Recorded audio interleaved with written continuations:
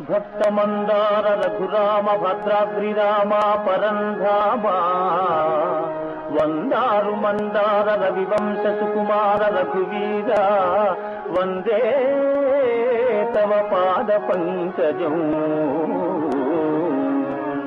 పుత్రకామేష్టియాగ ప్రభావంబునన్ బుట్టి పిత్రాజ్ఞచే విశ్వామిత్రయాగం బుద్ధరింపంగా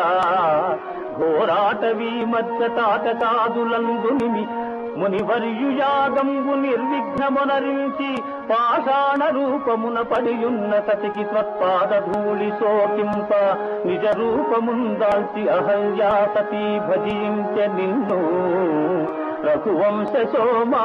కళ్యాణ రామా